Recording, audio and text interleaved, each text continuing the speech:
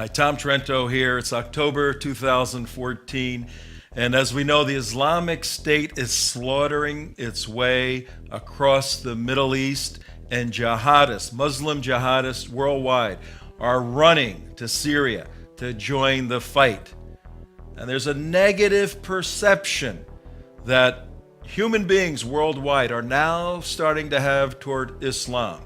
It's critically important for Americans to recognize that one organization, Council on American Islamic Relations, centered in Washington, D.C., headed up by Nihad Awad, a front group for the Hamas, which will be central in this new jihad that's hit the world.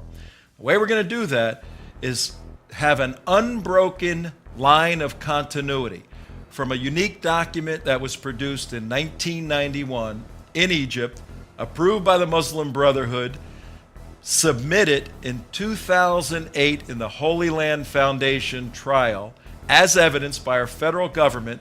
And this evidence that we're going to present right now resulted in the conviction of 5 Muslim terrorists accused of and found guilty of funding Hamas. And in the center of this whole mess is the person of our subject, Nihad Awad.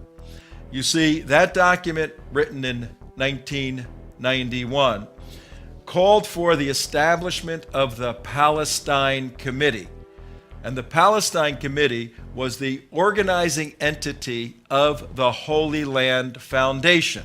The Holy Land Foundation was simply a charitable organization for raising Muslim money that would be sent, some of it, to the Hamas, used in killing Jews in Israel. That's why these guys went to jail. That's why they're in jail now. Well, let's look back at the Palestine Committee and see who the principals were that oversaw the complete development, organization, implementation, continuation of the Holy Land Foundation charity. First off, we see that Musa Abu Marzouk was the founder of the Palestine Committee. And this individual today, Marzouk, is the head of the political bureau of the Hamas in Gaza today. He runs that. He lives in New Cairo, Egypt, but recently in Operation Protective Edge, he was forefront and in the center of all the activity, running even the Qassam brigades, a military division of the Hamas. He founded the Palestine Committee in the early 90s. He needed a couple of henchmen, a couple of right-hand men to help him form these other organizations. He goes to Omar Ahmed, his very close friend. And Omar Ahmed assists in the founding of the Palestine Committee and the founding of several other entities, the subject of which is the Holy Land Foundation. Well, who does Omar Ahmed and Marzouk go to next to get the third person necessary to form these various organizations? They go to none other than the subject of our discussion, Nihad Awad. Nihad Awad, close friend and confidant of Omar Ahmed and Marzouk. And Marzouk, in 1995, was a specially designated terrorist by President Bill Clinton. In 2001, Marzouk was designated by President Bush as a specially designated global terrorist. So from in the late 90s into 2001, Marzouk was simply a worldwide terrorist. Well, right around those times, even being not here in the United States, he formed the Palestine Committee with Omar Ahmed and Nihad Awad. What's the money shot of all of this? Well, in 2008, the federal government of the United States had an extended trial and found 5 individuals guilty, put them in jail, and then found close to 300 other individuals and organizations as UCC, unindicted co-conspirators. Well, one of the unindicted co-conspirators is Omar Ahmed, still standing unindicted co-conspirator. Is Nihad Awad an unindicted co-conspirator? No, he avoided that.